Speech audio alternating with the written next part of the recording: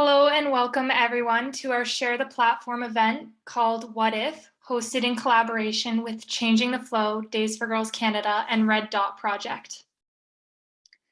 I want to begin by acknowledging that Indigenous peoples are the traditional guardians of this land that we call Canada. I believe that a land acknowledgement is an important but small first step for non-Indigenous folks and their organizations to undertake on the journey to true reconciliation. If you are not sure where to begin or wish to learn more about the land that you are situated on, please visit nativeland.ca. The link will be put in the chat. Where I am situated today is known as Waterloo Region in Ontario.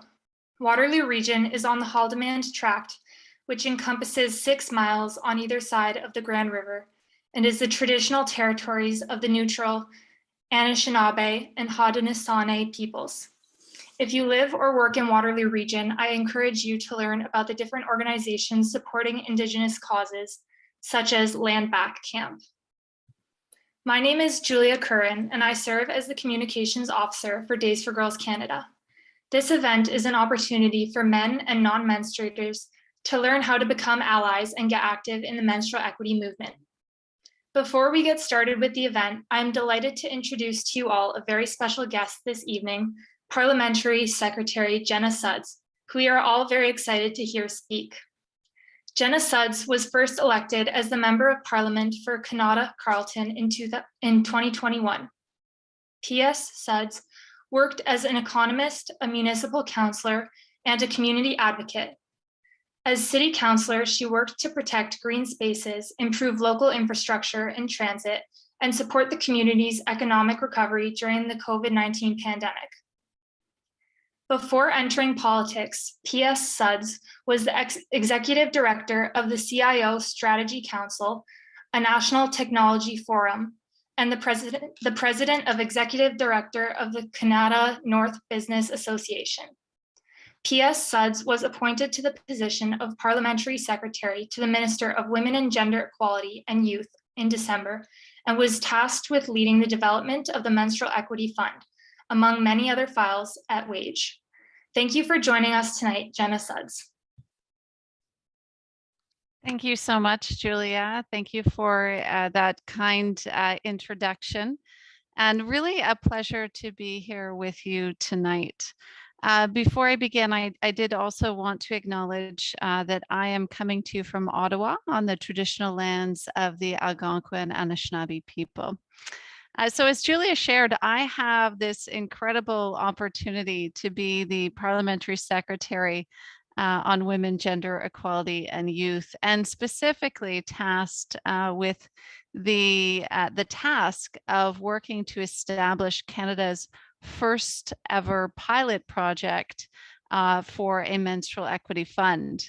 And I know I've touched base with some of you that are on the Zoom tonight. We've had some conversations about this, but it's really an incredible opportunity to help as a government move forward in addressing period poverty. We all know that access to menstrual products is a basic necessity and is essential for the full participation in society and economic life as well. So our government is very much committed to advancing gender equality, which includes the promotion and protection of sexual and reproductive rights. And menstrual products are a basic necessity and are essential to upholding these rights. So we know that particularly some marginalized populations of women and girls, including non-binary people, transgender people in Canada, face barriers to access menstrual products that leaves them at heightened risk to experience period poverty. And early research has shown estimates to say that approximately 1.24 million individuals in Canada are struggling to afford menstrual products. So I'm really thrilled that in our last budget, this year, budget 2022, our government committed $25 million over 2 years to establish what I referred to earlier, the National Pilot Project for a Menstrual Equity Fund. that is really intended to ensure that menstrual products are available to those that are most in need in our country. So as we've recently begun this work, we've been engaging and discussing with our federal partners, the provinces, the territories, and organizations, frankly, across the country, as I said, including some of you on this call, to better understand for the current situation, the current landscape, and community needs, which differ, as I mentioned, across the country and across communities. So the information that we've been gathering over these last few months will help to inform our approach as we create the framework for this pilot project.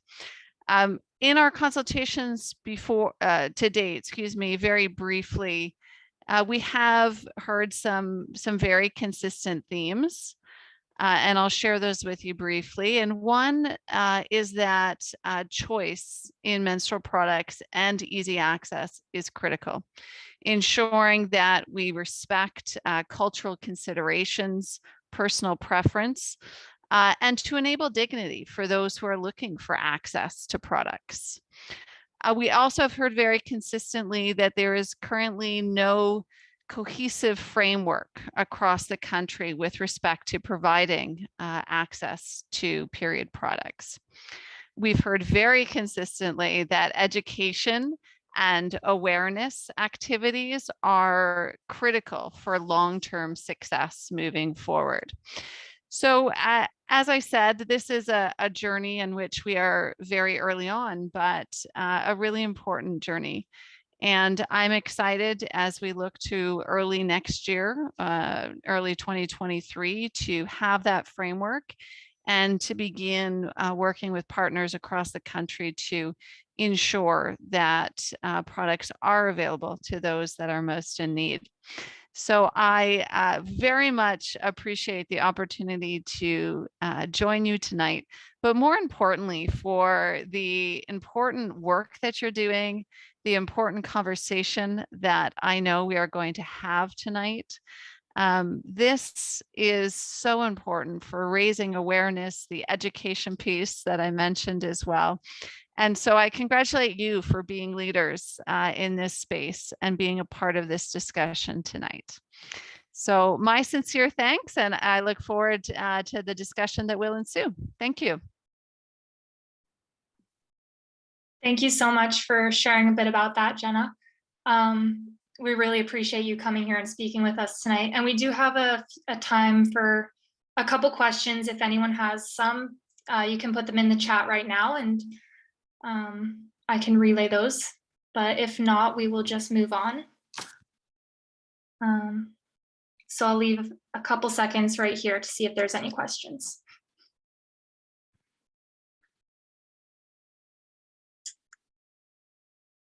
Okay, so yeah, it doesn't look like there's any questions for now, but we really appreciate you coming tonight.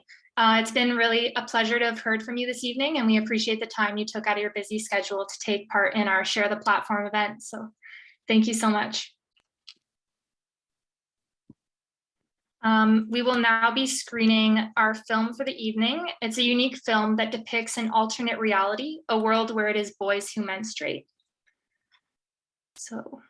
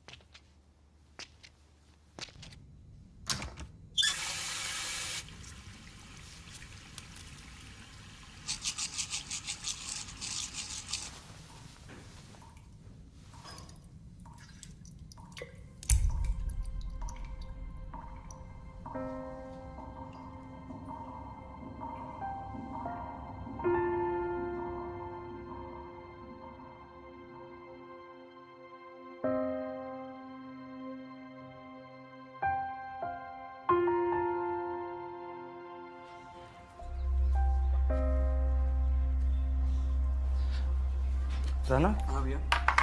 आलू भी काट देना। हाँ भैया। बाबा के tiffin का है पता है? आयुष अभी भी सो रहा है। पापा आवाज धीमे करिए।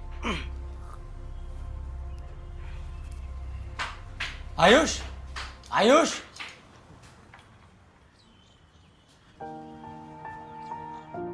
आयुष,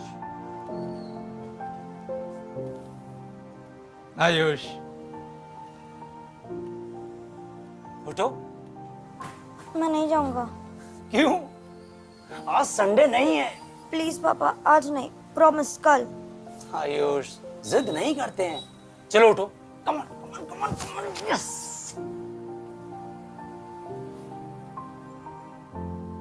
पहले क्यों नहीं बताया? ये तो होता रहता है। Ayush, come on, get up, get up, get up, get up, my boy. Yes, yes, yes. या कोई घबराने की बात नहीं है, सबको होता है। लेकिन आज ये दूध का भरा गिलास पूरा खत्म कर दो, कमजोरी आ जाती है बेटा। ठीक? कमाल है, आज घर में एक भी पैड नहीं। कोई बात नहीं बेटा, इसके लिए अगले महीने से अलग से मंगवा लेंगे। और प्रणव बेटा, जी बाबूजी। ला मेरे बच्चे के लिए पैड तो लिया। जी बाबूजी। Come on, good boy. Yes, yes.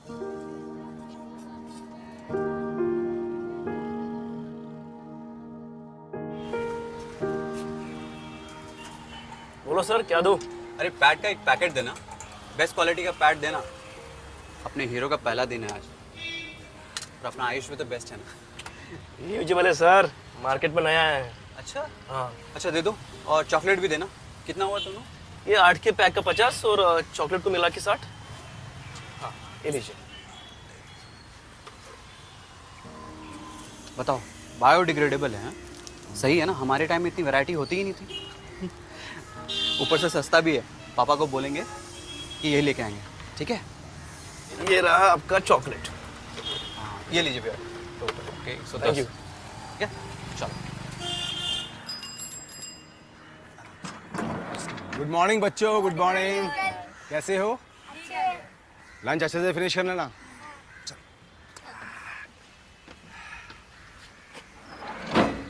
भैया, पेट में दर्द है, थोड़ा आराम से चलाइएगा। ठीक है, thank you. Bye. Good morning Sharma ji, good morning. Good morning. कैसे हैं आप? बहुत बढ़िया। आज आपको आने में इतनी देरी हो गई? भाई गाड़ी यहाँ पर कब से खड़ी हुई थी? पीरियड हो गया उसको, आज उसका पहला दिन।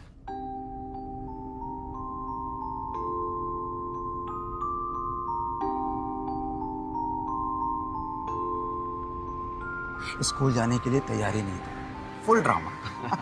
अरे अच्छा किया भेज दिया। आदत अगर पहले दिन बिगड़ जाए ना तो बाद में मुश्किल हो जाती है। लेकिन ख्याल तो रखना पड़ता है।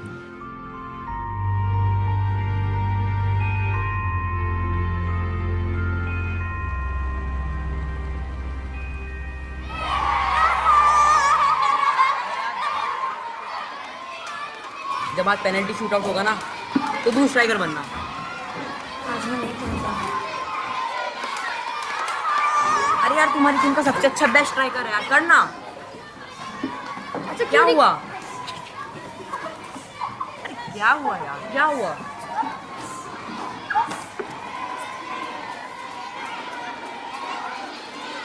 Good morning students.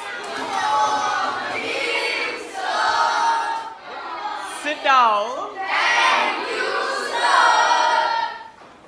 We'll start with roll calls. Roll number 1. Good. Roll number 2. तू गोलकीपर बनना। Roll number 3. Roll number 4. किसके साथ होता? मेरे साथ भी हुआ था। कब से? Ayush and his friends. Stand up. क्या प्लानिंग हो रही है? Come on, share it with the class. Stand straight.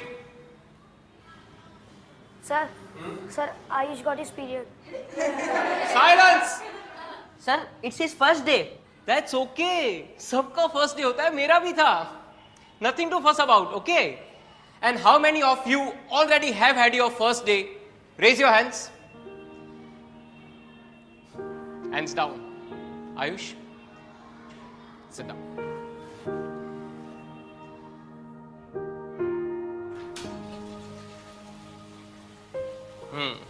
And that is the place where you have to dispose this. Okay? See, this is a special disposable system जहाँ सिर्फ period waste gets collected.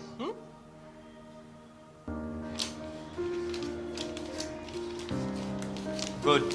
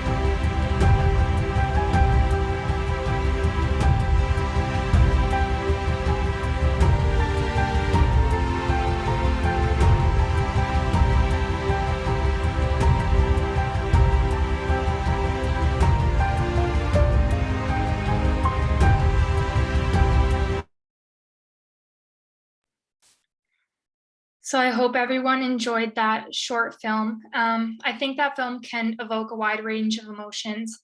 For me, when I first watched it, I know I got a little emotional because it really made me think how completely within our power it is to create a world like this.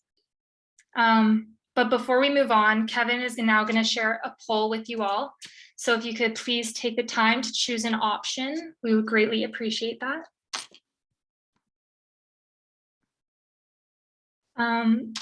But moving on, I'm really excited to hear the thoughts from our panelists who will now discuss the role of non-menstruators and in particular cis men in the menstrual equity movement and the ways in which they can and should support people who menstruate. First, I'll introduce each panelist, and when I introduce you, please give a little wave or a hello so that the audience knows who you are.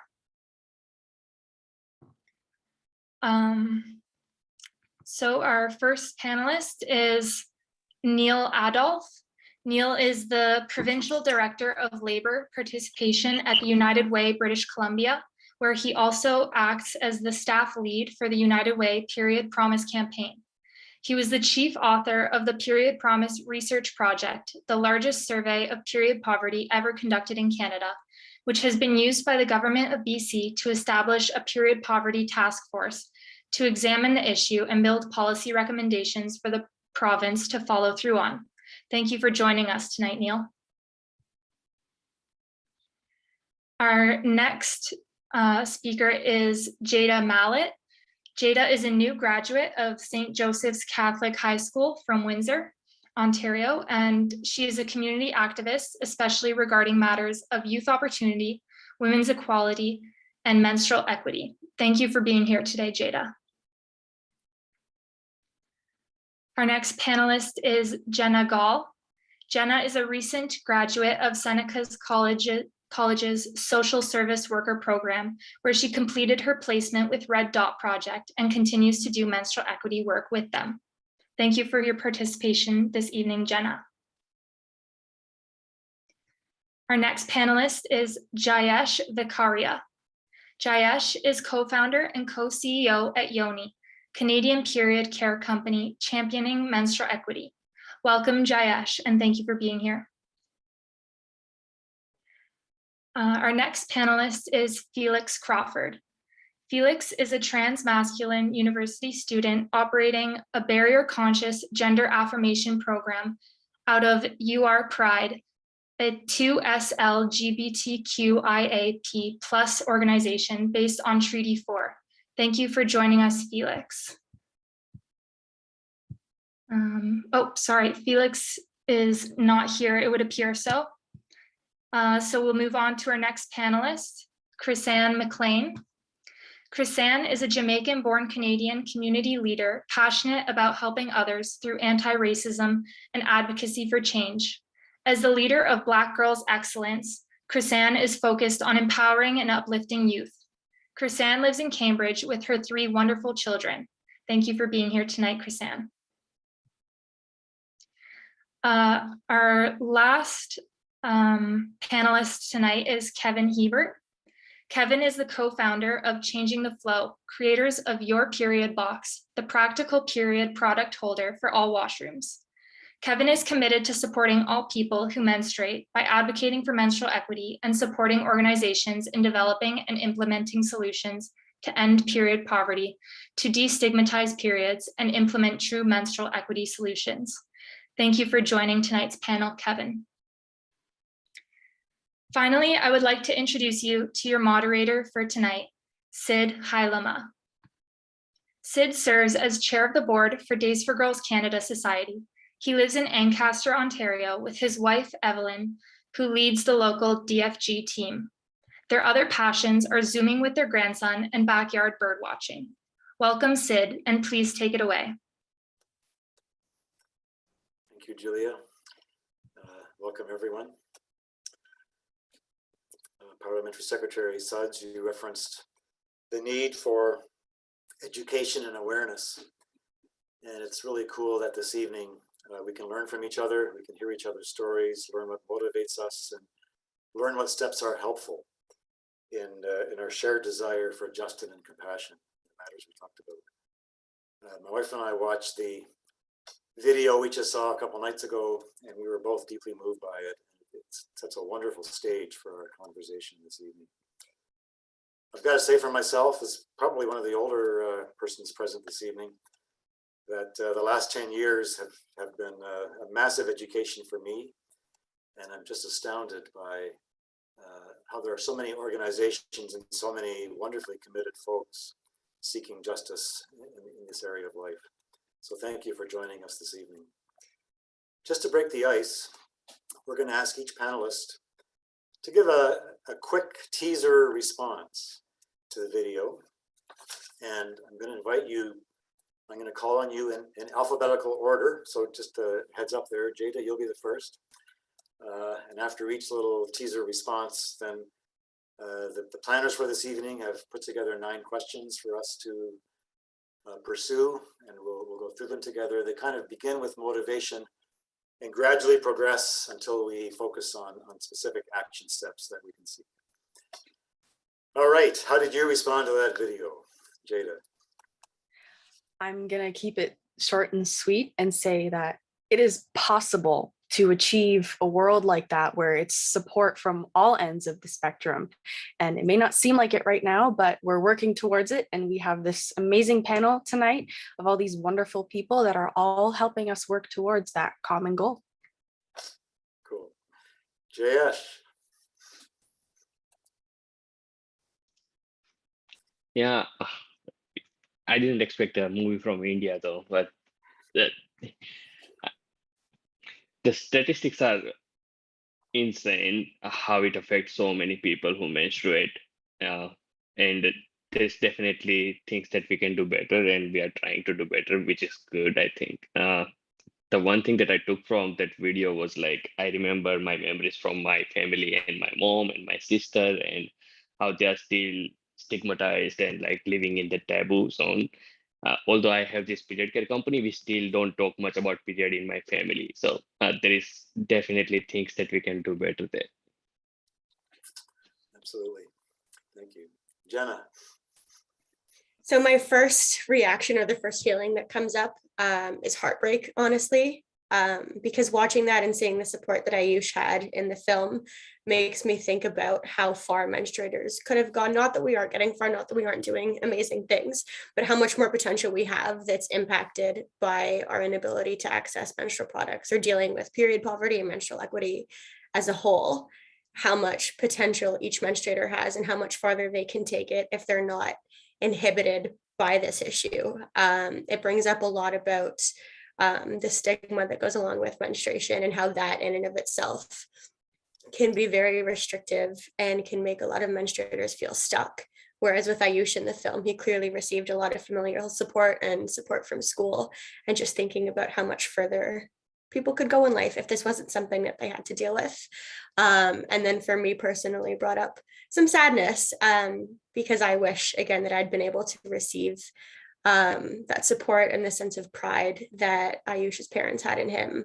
Whereas for me growing up and getting my first period, it was kind of like, oh, well, now you have to deal with this thing. And like, this is a horrible thing for you to have to deal with. And my parents being almost frustrated because this was something that they were going to have to contend with as well throughout my adolescence, and just kind of the negative aspects that come along with that. Oh, I wish you could meet my wife, Evelyn. She had a very similar response after we watched it together. So thank you so much. Kevin. Thank you very much, Sid. Resolve, I think, resolve to try and get us our reality somewhat closer to the experience that we saw clearly is very possible when people do very basic things, and a sense of gratefulness, and specifically gratefulness for the opportunity to quite frankly right some wrongs, and that's a gratefulness that I have specifically for everybody that menstruates, in particular on this panel that I see on my screen. There's people that I know specifically through this work, and each of them have allowed me to become better, and so that's where I'll stop. Gratitude for an opportunity to right some wrongs. That's my story too. Thank you. Very rich. Chris-Anne. Thank you for this time to speak. Yes, so when looking at the video, it actually made me feel that it's time for change. It's time for less talking and doing. And now seeing that how we can come, and there can be a positive movement to it. We have so many different avenues, so many government bodies that want to actually help.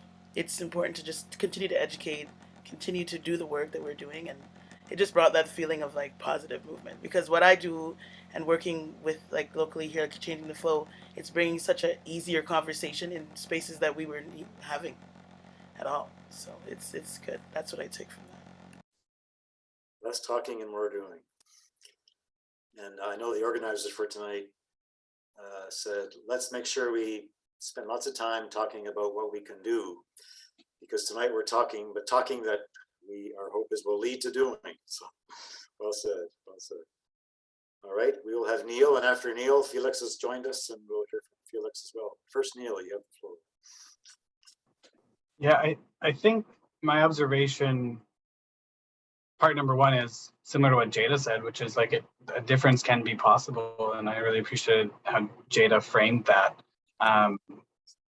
The other piece that I'll quickly toss in is there's the story that they present there tells an interesting mix of the role of private spaces and public spaces in being part of the solution. And that is a really important piece of this puzzle that I think we need to explore and figure out.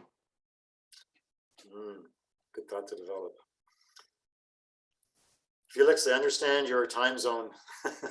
I got mixed up with somebody in BC earlier this week. I'm in Ontario. So anyway, we're really glad you're here.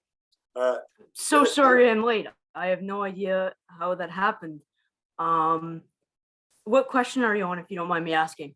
Well, we're just giving brief responses to the video, and I'm not sure if you were able to watch it prior to this evening.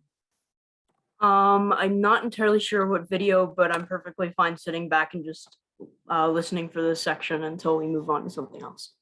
Well, then I'm going to switch to the next section, and then I'll invite you, if you wish, to give the first response to the next section. How's that? Good. All right. We're going into a series of questions that the organizers have put together. And as you've already noticed, this is a topic in which we can very quickly become vulnerable. And I'm really thankful that we have a group here tonight that is respectful and trusting, and it's a safe place to be vulnerable together. And so please keep that posture present with us. And kind of building on the previous question, responding to the video. And now one other comment before I pass the floor back to Felix. We have 7 folks on our panel, and so we're not expecting each panelist to respond to every single question. And some questions are geared primarily to menstruators or primarily to non-menstruators. So we'll just kind of play it by ear, and it's my job, I guess, to keep the ball moving down the field, or as it happened to Ayush, into the net even. All right. Our next question is, we're here tonight because we're passionate. Something has awoken in us that has made us passionate to seek justice in a compassionate way. And it'd be really interesting to hear from folks, what's a key aha moment? A moment in which you said to yourself, I need to get involved with this kind of work. Felix, take it away.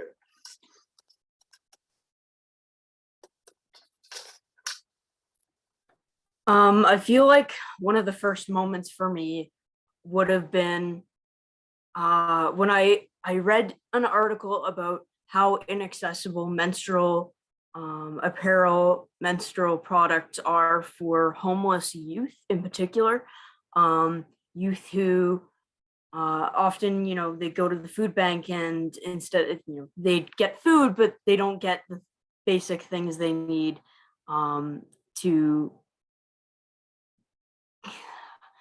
feel comfortable in their bodies, is the only way that I can put it.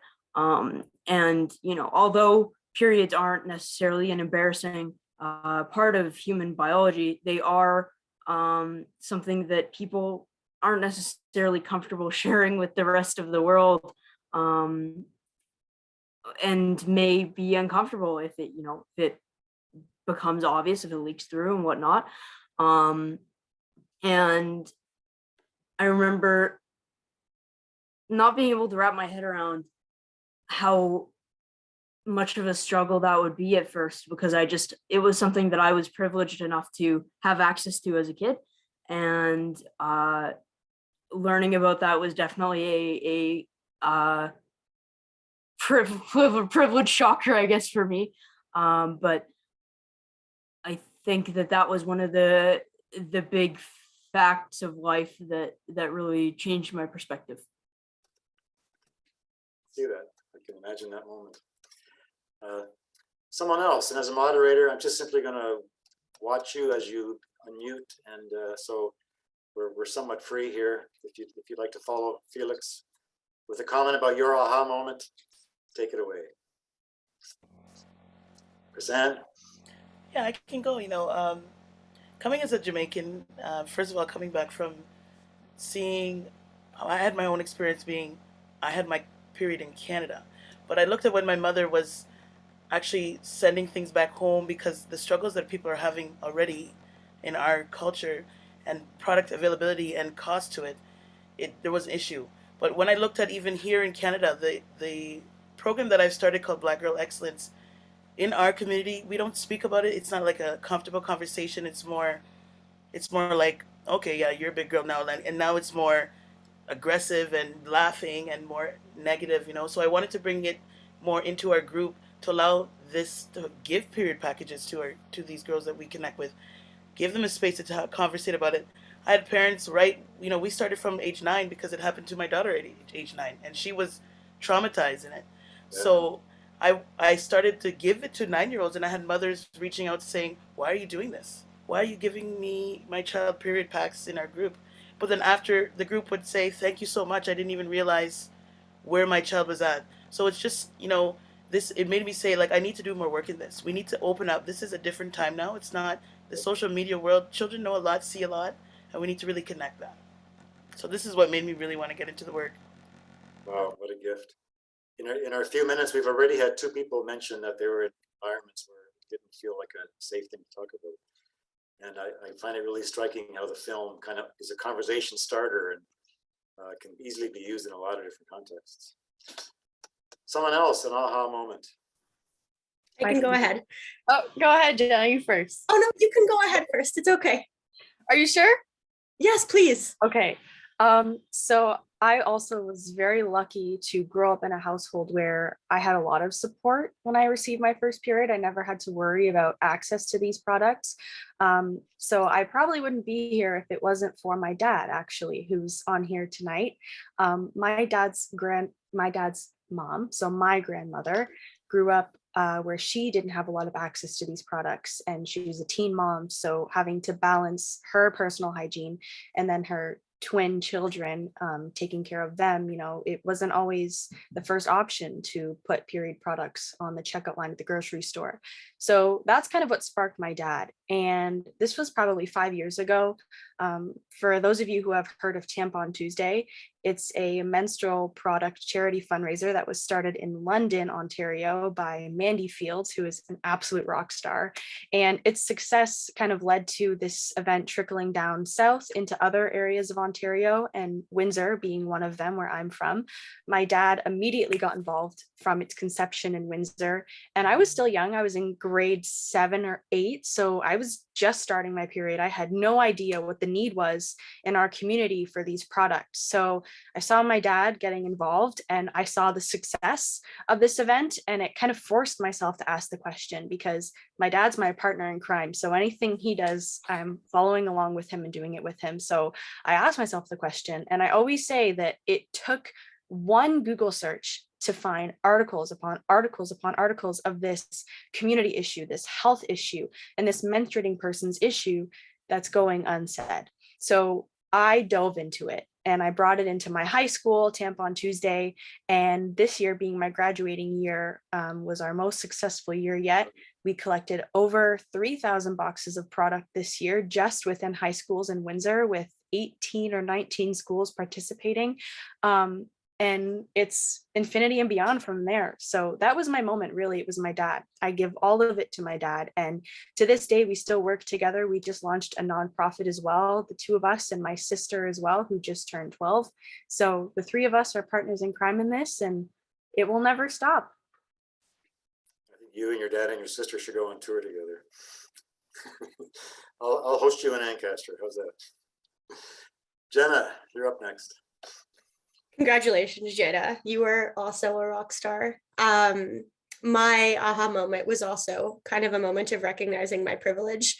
I had never realized that period poverty was an issue. And I started my social service worker diploma program at Seneca through COVID. And the one blessing that came out of COVID for me, we weren't able to do field placements, unfortunately, for what should have been the first placement. So the college arranged for us to have presentations from different community organizations.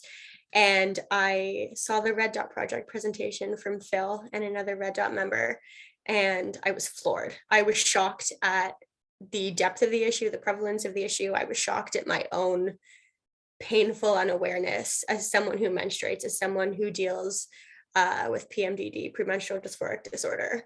I had this moment of realizing I am so privileged. I can lay in bed and have a heating pad. I can book off work. I can do whatever I need to do to take care of myself.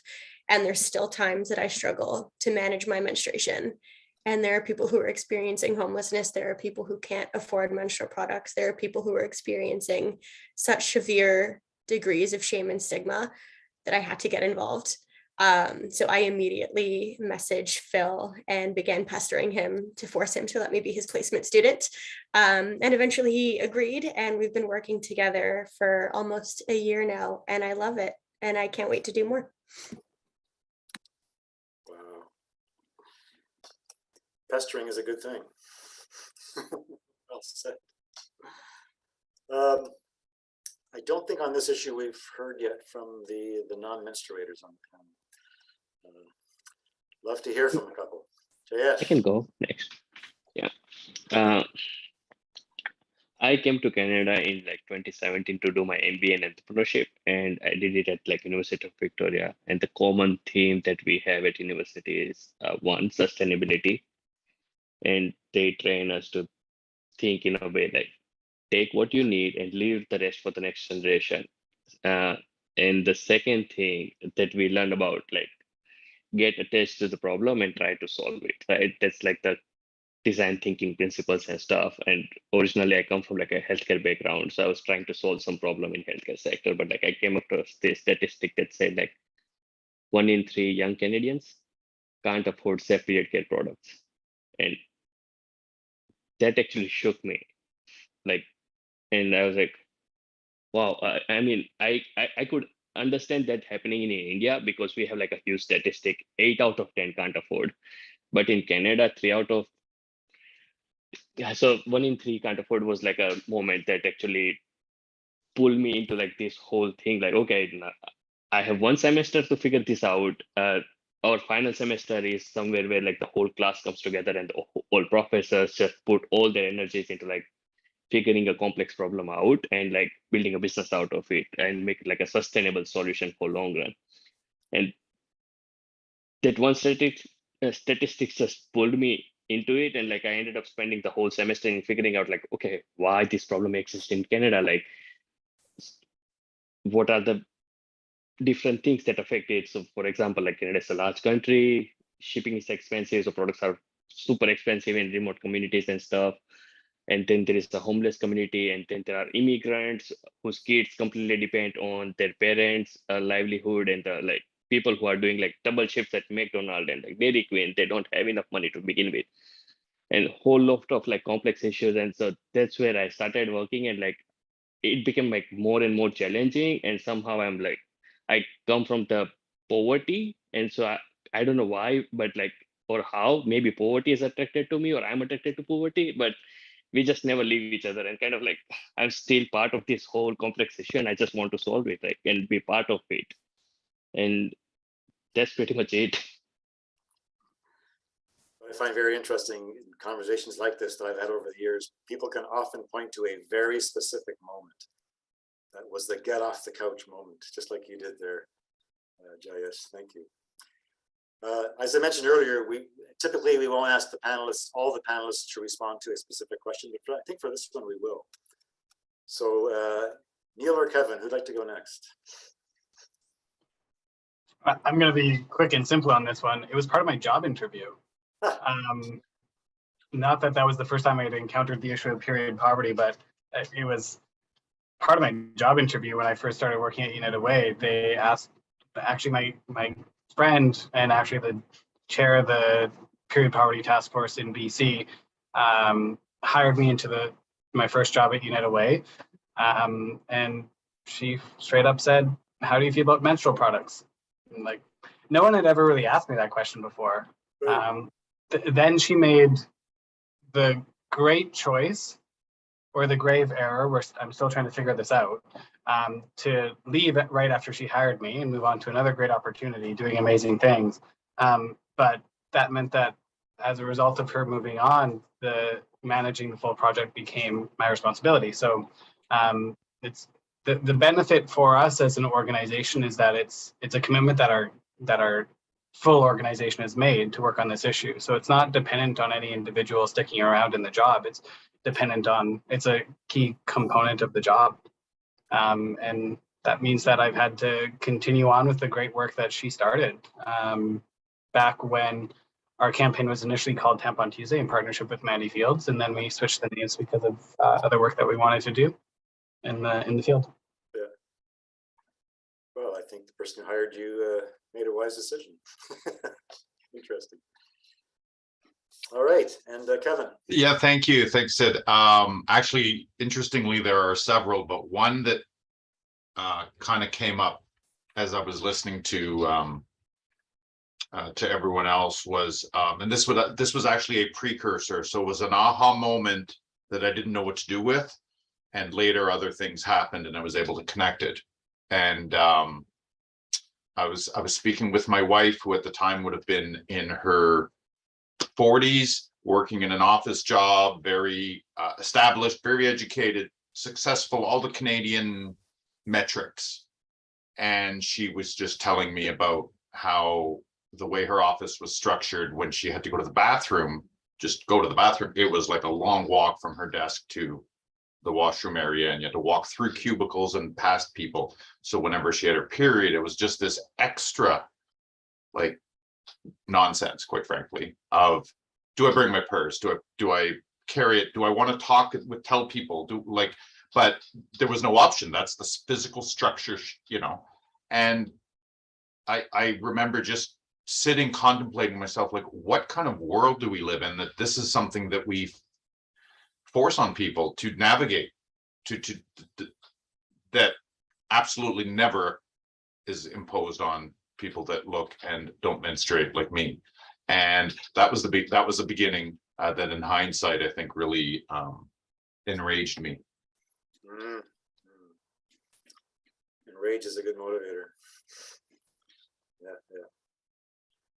If we, in our minds, make a composite answer of the 7 aha moments we've just heard, I think we are left with a very rich picture of why this is an important issue for all Canadians, and why this evening is so important, and why also we're so delighted that Parliamentary Secretary Suds has taken on this portfolio.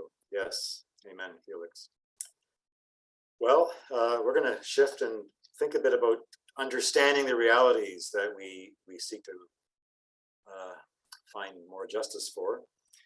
And we have 2 questions, one for menstruators and one for non-menstruators.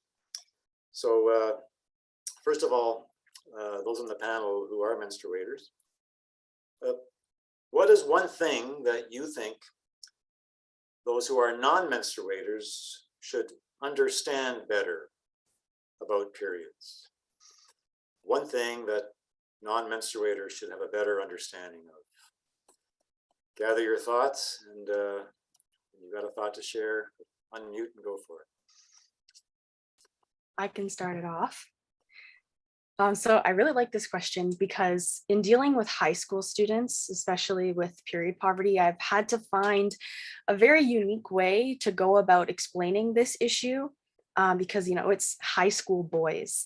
And when I was in grade 9, starting my activist work in, menstrual equity, I had to find a way to relay this message to especially those really cute grade 12 boys that I was embarrassed to talk in front of. And the one thing that I figured out saying that really caught on to people talking about periods is this stigma that surrounds periods, which makes it hard for us to talk about, means that we have no idea who can actually be suffering from period poverty and to the extent in which they suffer. So I've always said that it doesn't matter if you know somebody is suffering. Just if they have a period, you need to support them. And, when you're donating to Tampon Tuesday, that's the easiest way to do something like that, because you're showing just simply that you support anybody that has a period. You're showing your mom, you're showing your sister, you're showing your girlfriend, you're showing your cousins that you support them, regardless if they're suffering from this issue or not. Because, you know, I'm aware, again, being a high school student, that there's a lot of stigma that surrounds periods. And I was so proud to see, especially the non-menstruators, supporting this issue, regardless if they know someone suffering from period poverty or not. Because the biggest hurdle that we need to knock down in achieving gender equality is going to be getting over stigma, especially surrounding periods. So just do one thing, show us that you support us. That's all you have to do. I love your grade 9 example. Thank you. Another menstruator. I think that one of the things I'd like to add on is it's interesting enough, and maybe this isn't exactly what we're going for, but trans women also are capable of getting periods once they start hormones, if they start hormones. It's not the same necessarily, but there is shifts in hormones. So like they can experience PMS, they can experience mood shifts and pains like cramps.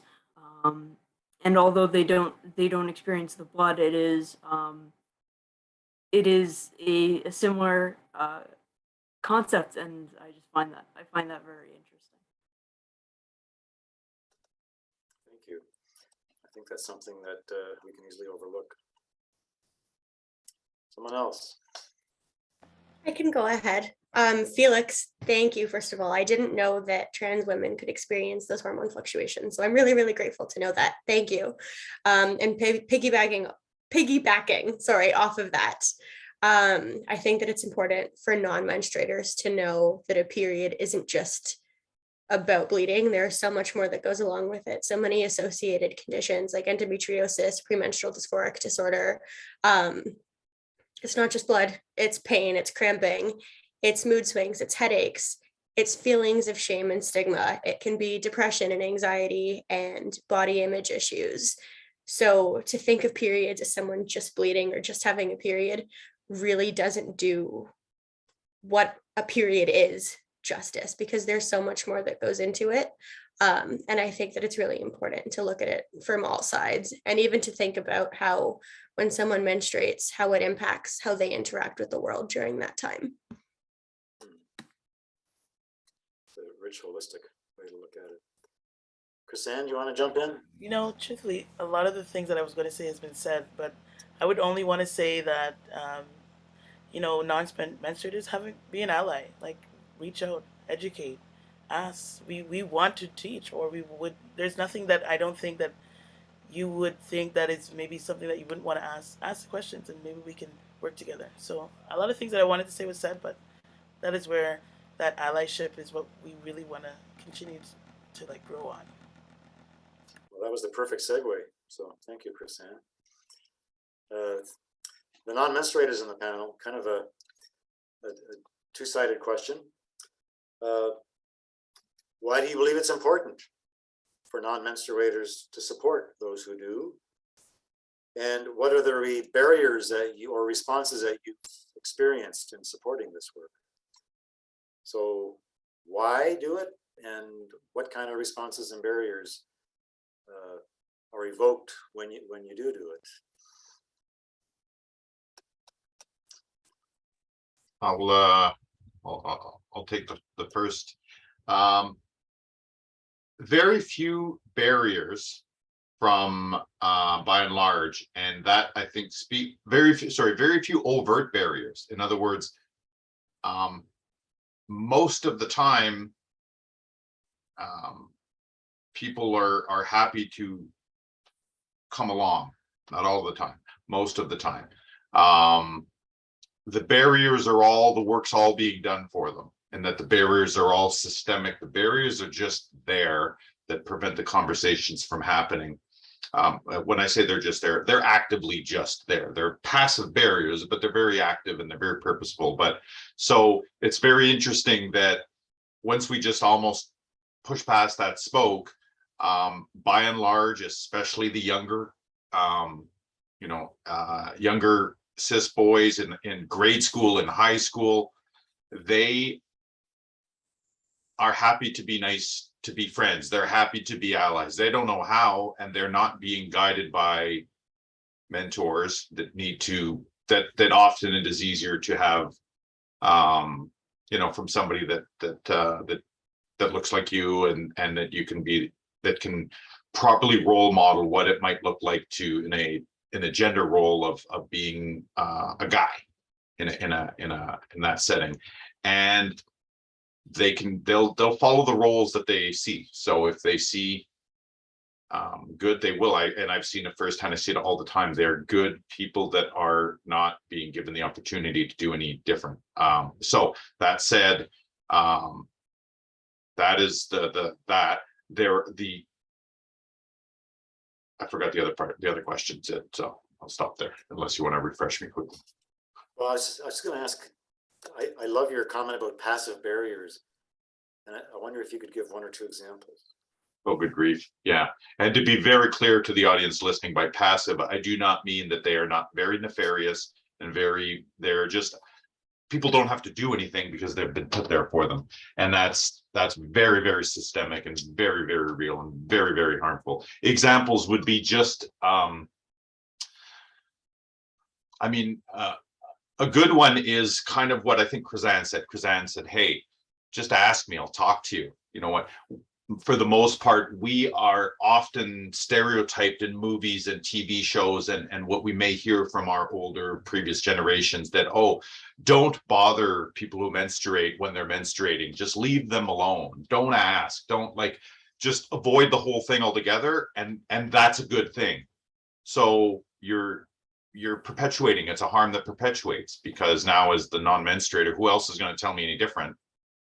And I'm going to think I'm doing well, I'm causing harm, or I'm at least not allowing harm not to take place. And it carries on. And, these are not across the board. I think something that is super important that I've come to hold dear, and I suggest everybody that is a non-menstruator do the same, is allyship is up to the other people to tell you if you're being an ally or not. And what an ally looks like today might not look like that tomorrow, might not look like that in 3 seconds, and that's all okay. So Krizan, and I pick her because I love her so much, and I consider her absolutely dear friend, so I feel very comfortable just saying this, but she could tell me, Kev, let's talk, and then she could tell me, I don't talk about it anymore. And in all scenarios, she's right. And in all scenarios, if I want to be a true ally, I say, hey, that's cool. Not get all huffity puffity because I'm like, hey, I'm here and I want to be an ally. That's not how that works. And that's important. That's an important thing to carry. And it's not always easy, and it's okay to make mistakes, and it's okay to be uncomfortable, and it's okay to stop talking now, Kev. I love all of your it's okays. With you. Very good. Neil or Jayesh, do you want to reflect on some of the responses or barriers you've encountered in serving as an ally, or as some people are saying now, co-conspirator? I can. Oh, Neil was saying something. I don't know if I can be quick, Josh. So, okay. I think part of this is we have to really name what we're trying to address really effectively, so that we can figure out how to use our allyship and our co-conspirator nation, or whatever the word might be. I don't actually know what co-conspirator, whatever it is, or our being an accomplice, whatever the language is. And I love radical politics, so count me in for being an accomplice or a co-conspirator. But it's about what you're breaking down and then what you're making. So first things first is I think we haven't really yet done the work of naming what we're breaking down. There are two things that I think have really had a substantial impact on building up menstrual stigma and building up period poverty. Part number one is patriarchy.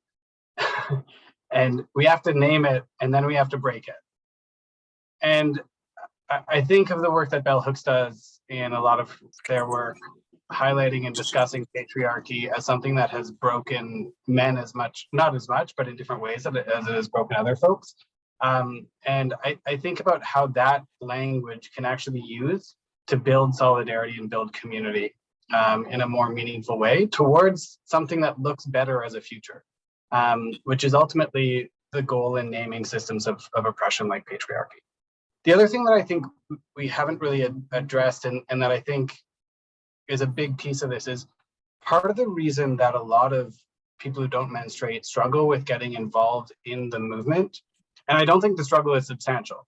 Right? I think part number one is we have to talk about how big that struggle is. I don't think it's a major struggle. But part of the reason that it's hard for us to even ask sometimes is we don't know what we're asking for. And we don't know what we're asking for because we still very much imagine menstruation as something that is experienced by a person, an individual, rather than something that is felt within a community. And this is the framing that I often bring at United Way, where I say, our community is made weaker when someone has to stay at home because they don't have access to menstrual products.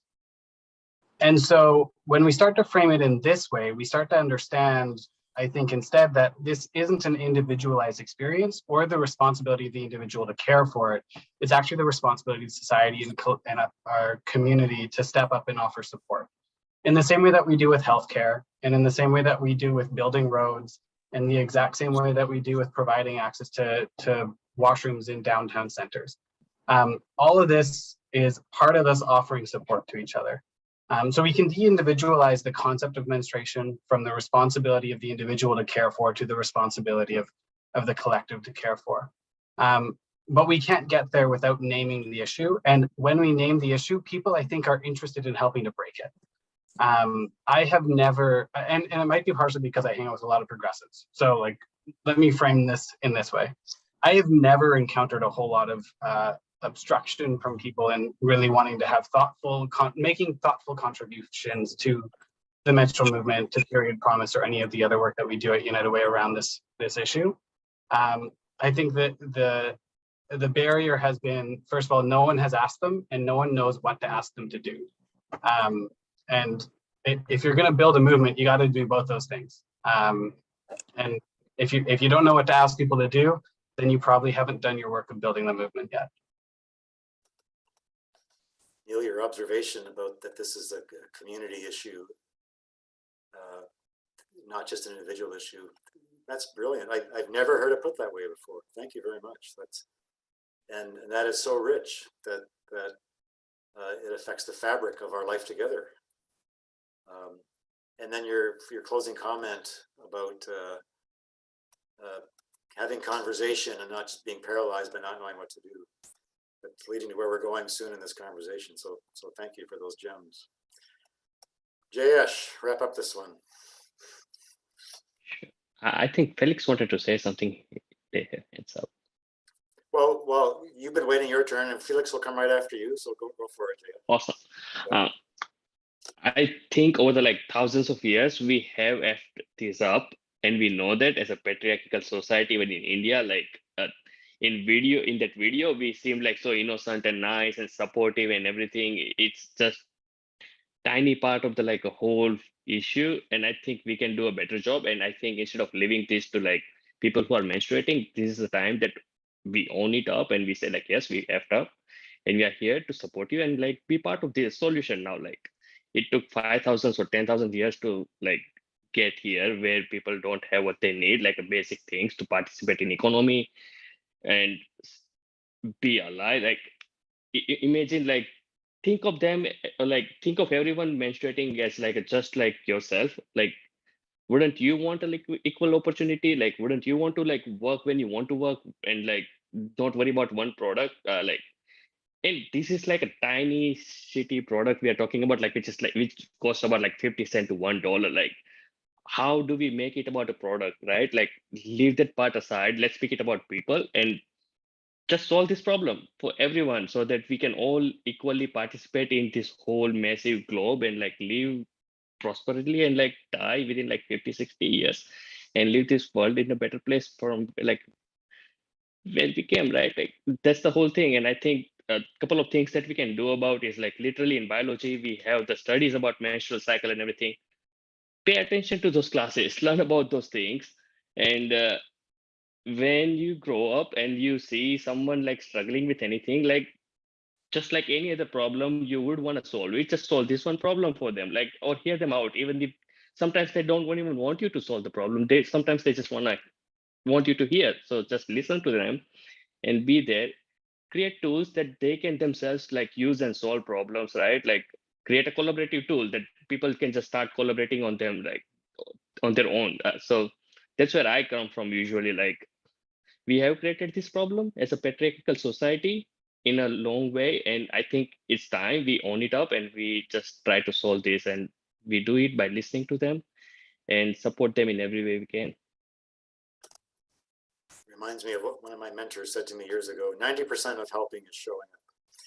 And that's kind of resonates with what you're saying. Felix, did you want to weigh in on this issue yet?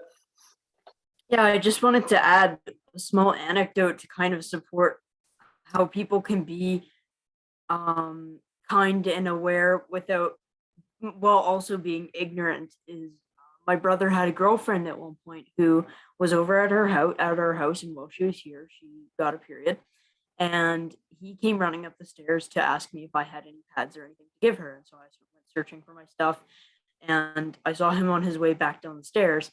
So I stopped him and I said, "What did you grab?" And he pulled out what is essentially a panty liner and goes, "This is good enough, right? Like this will work for her." And I just, it was very hard not to laugh at him. I do think I laughed at him because it's just fun to tease your siblings sometimes. But I mean, he was so well-meaning, and it's a mistake that, had I not caught it, might have made things awkward, and is something so avoidable too. I mean, it's really just teaching early on, right? Like I've always been very adamantly against split sex ed, where they put, the boys in one room and the girls in the other. I'm so very against that for a couple of reasons. But that idea that cis men don't need to be aware of the issues behind menstrual inequity and just sort of what you need is such a fallacy. Like it's just such an abstractly bad idea, I guess. Yep, agreed. Love your story. Jenna. So Felix brought up the point of having choice over menstrual products. And I think that this is how we can take the movement forward, and how non-menstruators can be allies. And we can discuss that more later, obviously, but it is having that choice. Because yes, it's good to have something to get you through that time, but it's way better and way more dignified to have something that suits you and something that you feel comfortable using. Some people are pad people, some people are tampon people, and people deserve to have the products that fit their anatomy, that are comfortable for them, that they feel safe and dignified using, because it can be extremely undignified and make you feel undignified to be able to have to use a product that you're not comfortable with. Thank you. That's a good follow-up for Felix. Thank you, Jenna. In the last 45 minutes, we've heard many different challenges and a lot of motivation to address the challenges.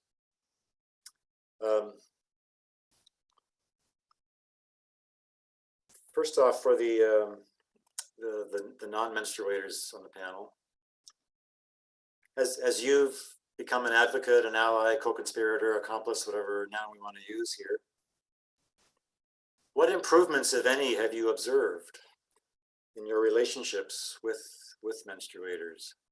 How have you seen your efforts affect? Neil just referenced how important this is as a communal issue. How have you seen your efforts affect your relationships? Can I go first? Yes, go for it, JS. It's funny because since launching this period care company, in every award function or in dinner or anything I get invited to, over the meal or anything, we're just talking about period products and menstruation. And for them, it's people who I talk to are the usually females in over the dinner or something. For them, it's a like very interesting idea of like having a male from different country working in this space. And for me, hearing the same uh, thing from like a 50 female friends over the dinner, it gets awkward at point like, oh, we are having this dessert, are we talking about menstruation? But that's pretty much it. And I think the relationship wise, I think we are way more comfortable talking about menstruation, reproductive health, or the basic needs or the problems that are existing in this in like beautiful country, and how we can overcome together instead of like you and I. It has become more like we, and I really appreciate like how inclusive it can be, and how people are like not asking me like why tell me why you are doing this or anything, and most of the time they're asking like, okay, how can we help you, like how can we collaborate on these things, or like how can we work together and all those things.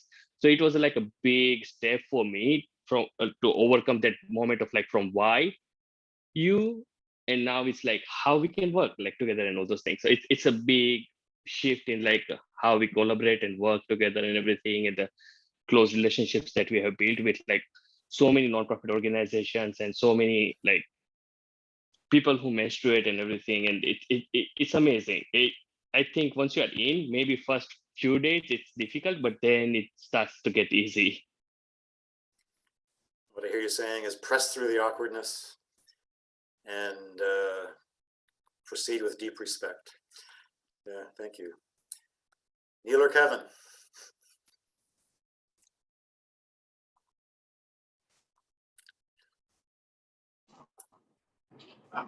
I would say you don't get to do work in this field as someone who doesn't menstruate without making sure that you're following the lead of people who do menstruate, and without making sure that you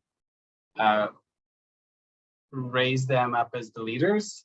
And I say this because, like, you know, I've been very fortunate to be able to get involved in this work as part of my responsibility in my role, and I've developed a deep passion for the work as a result. But one of my goals early on, when I got into the role that I'm currently in, was to build up collective capacity to have meaningful conversations around this work within the part of British Columbia that I'm in. And that meant building tables for other people to have conversations, and then just facilitating conversations, making it possible for them to collaborate, for them to share their ideas, for them to build localized solutions that might have a localized impact on a very big problem. And I've oftentimes had to explain to people who join that group that they're the leaders in the space. Like I happen to know things and I happen to know the people, but they're doing the work, they're building the thinking, they're doing it through their lived experience, and we're holding each other accountable. So I think that part of where my relationship has changed is not so much in recognizing that people who menstruate can be leaders, because that's certainly something I recognized well before being involved in this space, but more my responsibility in raising leadership up from people who do menstruate, so that I can not only support the long-term sustainability of this movement, but also so that I can break down that big word, patriarchy, so that we can build something that doesn't look like patriarchy in the future. So I think that's a major shift in the relationships that I've had with people who menstruate. One-on-one, personally, I'm going to be upfront. Like I'm a queer person. My world involves a few people, former romantic partners who do menstruate, but for the most part, I spend a lot of time with people who don't menstruate. So there aren't a whole lot of people in my personal circle who are experiencing the day-to-day struggle outside of people I work with at work. So the few that I do have in my personal circle who do menstruate tell me a lot we spent a lot more time talking about menstruation than I ever did before they realized that I was involved in this work. And it's always an interesting conversation because they've all got ideas and perspectives and opinions and experiences that might be contrary to what I've researched and contrary to what I've heard from other community members.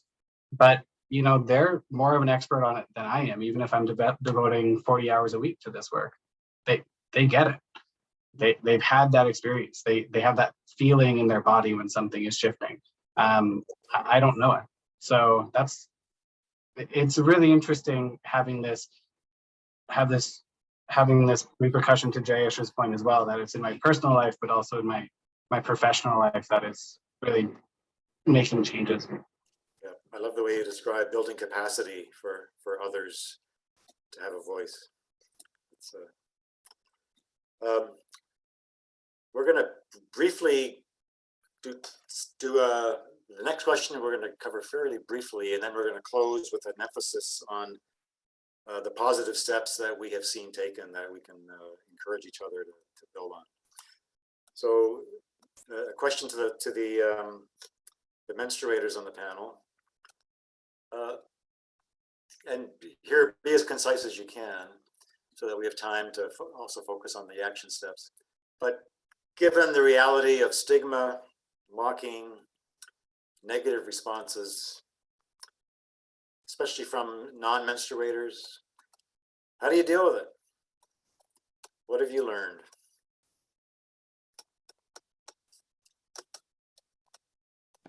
I can go. I can just take it based on like just a small example.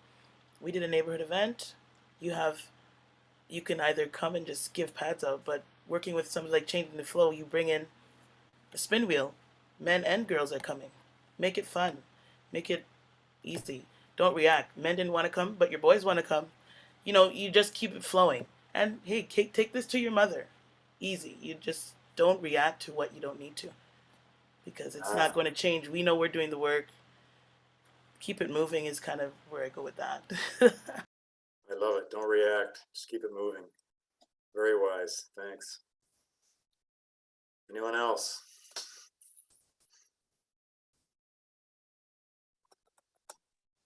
I got one. Yep, you got. Again, from the perspective of youth, in high school, the high school that I attended, generally students had a higher socioeconomic status. So I faced a lot of ignorance, especially with Tampon Tuesday. People would go, oh, when's Condom Friday? When's birth control Saturday? And I'm like, haha, very funny. But what I've figured is, you know, easy to deal with the stigma and the mocking is to bring fun into it, because then that's what gets those non-menstruators involved. In high school, we do giveaways. We had a party for Tampon Tuesday. You know, I had the teachers involved. We were trying to tape teachers to the wall for the class that donated the most product. Just get the kids involved, man. That is what I realized is successful, making it fun. If I took a serious approach, I feel like I would have faced a lot more backlash, because that's when people find those alleyways to be funny, and, you know, just that's what I've dealt with. So I've realized to have patience and to make it engaging, you know, force them to get involved. Who wants to win a thing of AirPods? Come on. That's how I got the guys involved. That's how I got the non-menstruators involved. That's how I brought everybody together in my high school, and it works. You and Chrisanne are on the same page. You guys got to get together. Yeah, very cool. I cannot emphasize enough the points that these last two have made, but I will find a way. Interacting with the youth is crucial. I mean, maybe I'm a 17-year-old saying that, so maybe it doesn't have as much credit, but I find that it is so easy to engage the youth through you know, spinning wheels and through giveaways and through all those things. And not only is it easy, but it's the future. Like, this is the next generation. This is who you're leaving the world to. So are you gonna, it's picking your battles. Are you gonna fight the cis straight white old guy who has been rich every day of his life and probably isn't going to change his mind? Or are you going to appeal to the new generation who are still learning ideas, who are still forming opinions, forming their personality, forming beliefs for themselves, and are more malleable in their ideas. You know, you don't, there's no point in appealing to the people who are so adversely against whatever activism. This goes beyond menstrual care. Whatever activism you're doing, don't bother appealing to them, because you might not change their mind at the end of the day. You appeal to the people who are still in the middle ground, who are still deciding what they want to believe, who are still deciding who they want to be. And a lot of those people are youth, you know. So things like spinning wheels, giveaways, all that is perfect, because it draws them over, and then you can implant the ideas that could change the world. Great, great. Thanks, Felix. And the three of you have done the perfect segue into our closing question. We have 6 minutes left. You guys are awesome at segues. I don't know if you plan these or if it's just sort of the flow of things. Anyway, to wrap up, positive steps, things that you have experienced or ideas that you haven't had a chance to implement yet. What are the creative ideas that you have experienced or that you are eager to do or work with others with? Would love to hear a couple from everyone. If you've got something to share, go for it.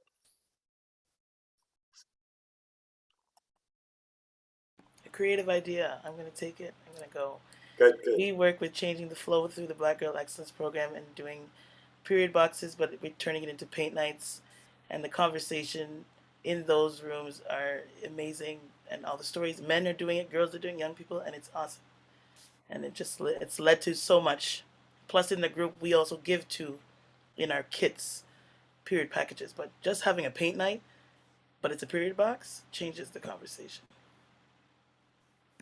And what I've heard several times this evening, building on Chrisanne's comment, is that starting the conversation is difficult. But an event like that, it kind of naturally flows from the event itself, right? So very cool. Who's next? This might be a little bit radical, but a thing that I'd like to do more of in my life is to continue calling non-menstruators out in every capacity that I can. There are some amazing non-menstruating supporters like we have here tonight, but I think generally we need to call the non-menstruators who aren't active in this movement out.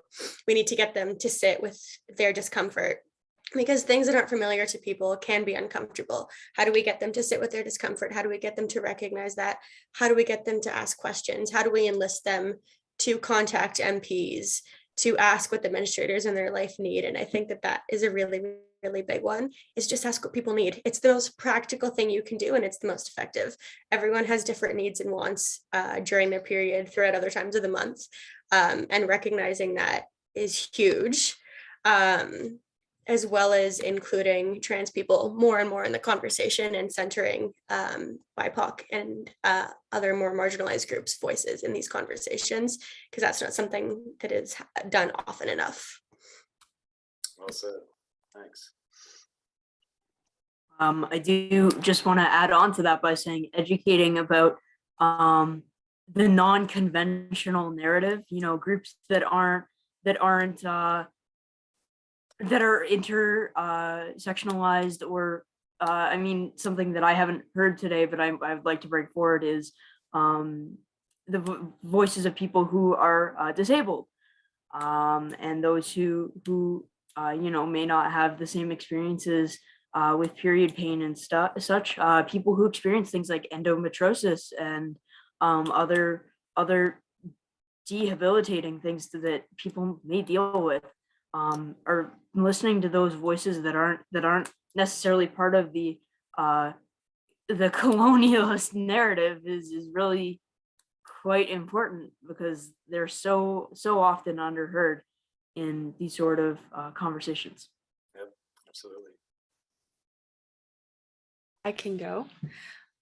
So my biggest thing has been getting these products into public spaces. So I was a student trustee for the past 2 years with the Catholic School Board in Windsor, and we were one of the first Catholic boards to pass the motion to have these dispensers that don't accept coins, that dispense both pads and tampons in all Catholic school washrooms, elementary and secondary. And the government, I'm sure most of you are aware, they are now allocating all of the funds to provide dispensers that don't accept coins in all school bathrooms all across the province. And then shout out to my dad, because my dad and I last year brought this same idea of installing coin-free dispensers into all city locations, and the city passed that. So they will be starting with 6 city locations. They have coin-free dispensers in an arena right now, a library, and then some city hall buildings. And then after some initial startup data about consumption, they will be providing all of these dispensers in all city locations, which is amazing. And then my next step, which leads into my nonprofit, which I want everyone to hit me up because we just started. It's called Period Product Partner. So we are offering businesses a one-off purchase of a coin-free pad and tampon dispenser to install into their business. And we're stocking that machine for free for a year. So please hit me up. Right now, we're only in Windsor. It's our test market to see how this goes. I've installed so far at a car dealership, my place of employment at a restaurant, and then we've got a couple more on the way. So that is my goal. That is what I want to see. An ideal city in Windsor is every single business, every school, every city location, every restaurant, grocery store, there is a dispenser where you can access these products for free. And that is my goal. And that's hopefully I can expand that across the country, because that's what I love to see. Also, really quickly, I want to shout out Kevin, because before I had dispensers in my school, your period boxes were in my school, and I got so many compliments on them. They were amazing. I was constantly refilling them because people loved them and they were so helpful. So thank you. Jada, you're going to go coast to coast. And again, the perfect segue. Kevin, we missed you on the last round of questions. I'd like you to have the last word this evening before we pass it back to Julia. That's okay, but no, thank you. And yeah, I don't know that I want to follow anything as great as what's been said. So, I mean, not that I don't want to, I'm saying I don't know that I can contribute anything more. So I will just absolutely reemphasize that. Yes, support Jada's organization. The link was in the chat. All the organizations that are here, the links were either put in the chat or for sure in your follow-up email, you'll get them. But getjoni.com, as a shout out to Jayesh, Rhythm and Blues, Cambridge.com. I'm not going to remember them all now. Krizan, Red Dot Project, Period Project Partner, but it's in the chat. Sorry, Jada. You Are Pride, United Way. And that's all I got. And let's pass it back. But yes, support the movement. And just to wrap it up, just to see all the different organizations working here this evening, to have Parliamentary Secretary Jenna Sudds join us, it's so encouraging. I'm mindful of Neil's comment about community and that this is a body that we do together. So thank you everyone for being vulnerable, for being honest, for sharing your experiments and your different things you've learned. Julia, back to you. Thank you so much, Sid, for doing an amazing job moderating for such an important conversation this evening. And thank you to our incredible panelists. You're all doing such amazing things in your respective circles, and you've all brought an important and unique perspective to the discussion here tonight. We're so grateful for your time and dedication to menstrual equity. And finally, thank you to all of you wonderful attendees for joining us tonight. We hope you enjoyed the event. And before you head out, I do have a couple of brief announcements. After this event, you will receive an email containing a guidebook put together by our very own Jenna Gall and Phil Yang from Red Dot Project. It is a guidebook to menstrual equity, advocacy, and allyship for non-menstruators. This guide features easy and practical ways that non-menstruators can support the menstruators in their lives, community initiatives, and the menstrual equity movement at large. This guide will show non-menstruators that they are capable of getting involved and providing amazing support to push this movement forward.